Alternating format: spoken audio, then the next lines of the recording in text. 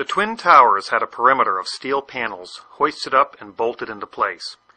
Each panel had 3 box columns about 14 inches square, cross-connected by spandrel plates. After the plane hit, the fires were burning out and cooling down. The flames on the south tower, which appear to be getting lesser and lesser, is where the smoke is getting progressively lighter and lighter, indicating that the fire officials are getting closer to putting this fire out. But then, about 7 minutes before its final destruction, almost an hour after the plane hit, molten metal was seen coming out of the northeast corner near the 80th floor. The red-yellow metal poured from the tower along with a shower of sparks, and looked like steel in a foundry. And there were many eyewitnesses that described molten steel. You'd get down below and you'd see molten steel running down the channel rails. Later, we learned of very small spheres of iron found all through the dust. That iron must have been molten, allowing surface tension to pull it into those spheres. NASA took photos indicating very high temperatures days after the event, and Firewise professors were perplexed by melting of steel beams. And so we have direct video evidence, eyewitness accounts, forensic evidence, photographic evidence, intangible evidence, all corroborating temperatures high enough to melt steel. The media told us the intense fire, more than the impact, caused the towers to collapse. It melted the structural steel. But there's a problem. Office and open-air jet fuel fires cannot melt steel.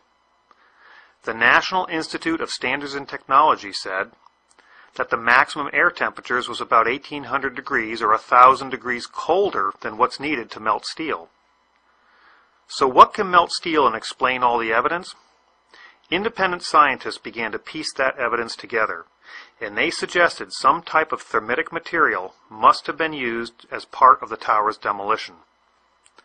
Thermite is a mix of iron oxide and aluminum, and thermate is a mix of thermite, barium nitrate, and sulfur. But NIST ignored much of the evidence of molten iron or steel. They provided their own theory for that yellow metal pouring from the tower. NIST understood that molten aluminum is silver, not red-yellow.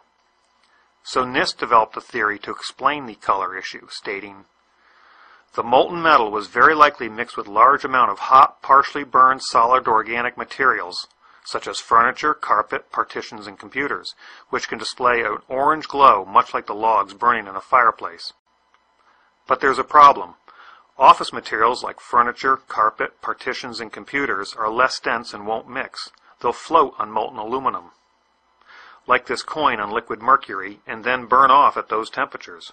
And steel at those temperatures won't melt and would sink, and therefore won't mix with the molten aluminum. NIST never conducted any experiments to confirm their theory, but others did. Dr. Stephen Jones proved the NIST molten aluminum and furniture mix theory wrong. Then an independent peer-reviewed report was published which found explosive red-gray chips all through the dust and positively identified as nanothermite or superthermite. Unlike conventional thermite, this stuff is a very high-tech explosive and confirmed what the independent scientists had been saying all along. But NIST refused to test for explosives or its residue and ignored standards such as NFPA 921 guidelines.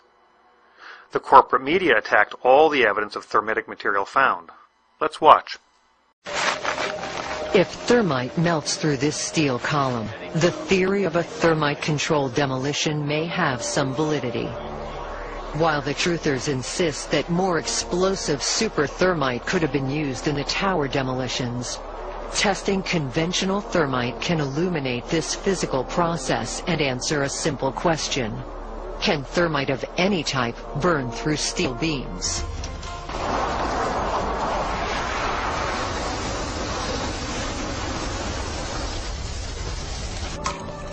Despite 175 pounds of thermite packed around the steel column, it remained undamaged. Mythbusters says, the events of 9/11 will not be allowed to be debated and discussed. And they barely managed to melt through the roof of a car with a half a ton of thermite. And the debunking websites say, the thermite would have also needed to cut sideways. Not an easy feat for thermite. You see it's a powder which burns chaotically. Maybe with some device, but no working device has been proven to me to work to cut a vertical column. So we are led to believe that thermitic material cannot melt steel, cut steel horizontally or vertically, and would take massive amounts to do any real damage. So who's right in this great thermate debate? NIST and the media? Or the independent researchers and scientists who stand nothing to gain?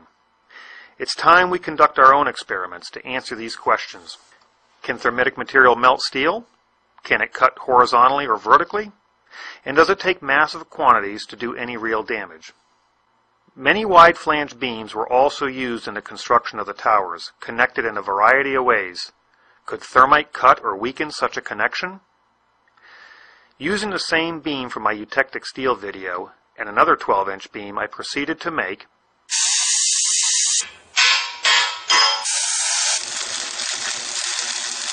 a double-angle welded connection, which I set up on some 8-inch concrete slabs. I could not obtain nanothermite, so I made small quantities of old-fashioned thermate, which is not considered an explosive, with ingredients that are legal and readily available. Thermate is difficult to ignite, and ordinary fuse is not hot enough. But a magnesium strip, which burns white hot, will ignite the thermate giving off heat and white smoke. NIST mentions bright white flames. Almost immediately, a bright spot appeared at the top of the window on the 80th floor. An unusual flame is visible within this fire. The upper photograph of a very bright white flame stands out.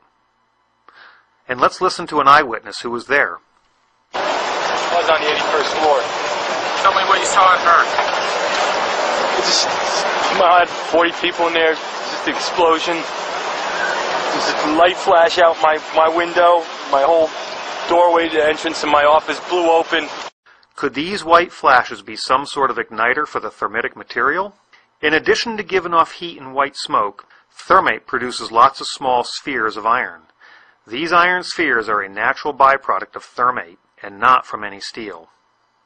Just like those iron spheres found all through the dust. I'm an engineer who designs and builds things, and I'm certainly no explosive expert. My first problem was to find a container that could hold the thermate long enough to melt the steel while not melting itself. I didn't think that steel would work as a container, so I had to improvise using some normal roof tile that I cut in half. I then had to devise a way to hold it against the connection. I used strong magnets and a spring tooth from a hay rake to press 5 pounds of thermite on each side of the double angle connection. I lit the thermate. And it did absolutely nothing to the steel connection. Maybe thermate cannot melt steel, and maybe National Geographic was right. But the steel did not melt, meaning that perhaps a container could be made out of steel after all. Using an ordinary steel box tube, I had a slot milled along one edge. Welding the bottom and using clamps on the top to hold the powdered thermate in, I bolted it to a steel beam vertically. I called this device my thermitic box cutter. With only 1.5 pounds of thermate, or less than 1/100th of what the National Geographic experts used for their experiment.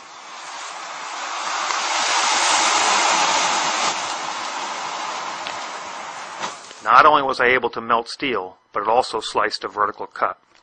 So I made a slightly larger thermitic box cutter and used 2 3/8 bolts drilled and tapped on one side of the connection.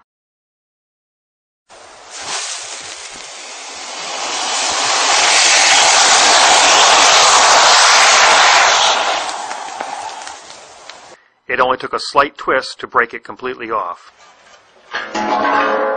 I noticed as the thermate burned, it tended to lose its cutting power, perhaps because it could expand into the area where the box cutter previously burned.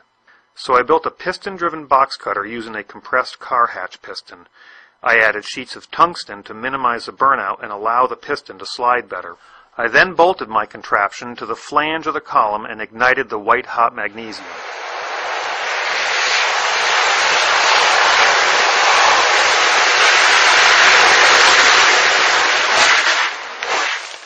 It appears that not only can thermate melt steel, but it can also cut vertical columns. So why bother to use incendiaries like thermate and not high explosives? I think it's all about keeping things quiet before the main event. Using thermate may take longer to weaken such large columns in the towers, which may be why we see the molten steel several minutes before its final destruction. Here is less than 1 3/4 pounds of thermate, or 1/100th of what National Geographic used, quietly burning. And here is less than 4 pounds of thermate focused on the web of a wide flange.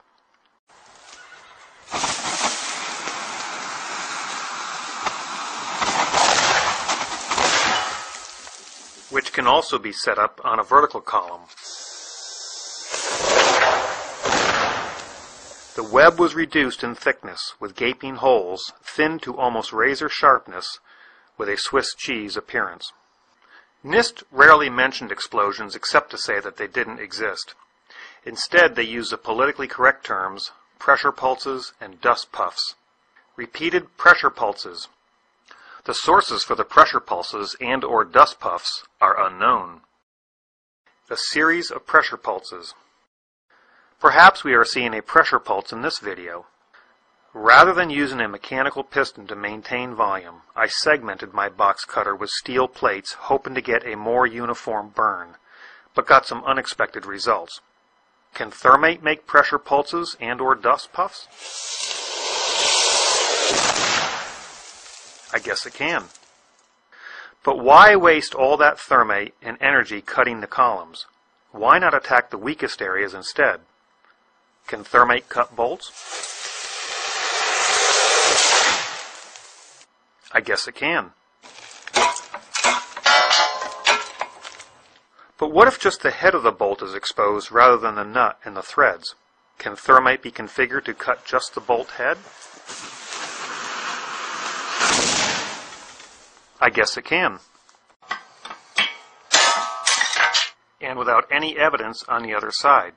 I don't think that something like my piston-driven box cutter was bolted to the office walls, or trash bags full of thermite used. It's more likely that any pre-weakening thermitic material were hidden inside the perimeter box columns.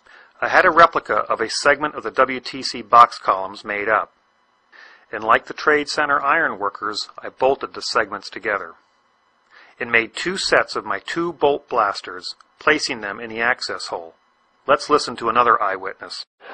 Like, it sounded like gunfire, you know, bang, bang, bang, bang, bang, and then all of a sudden, 3 big explosions.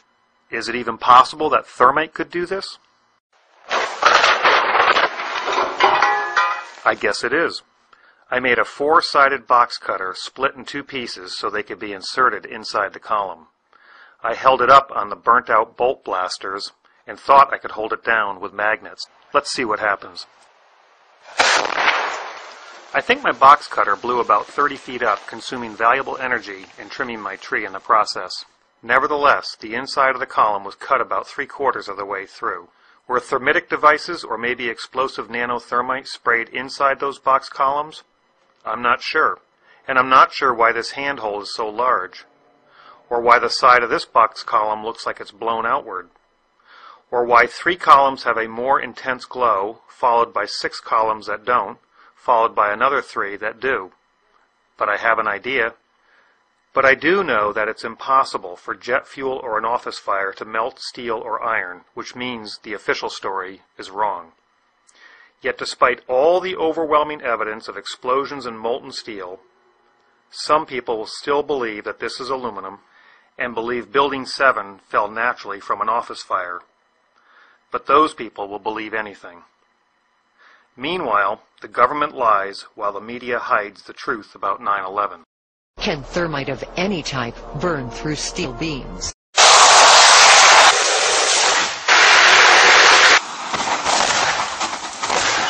I guess it can.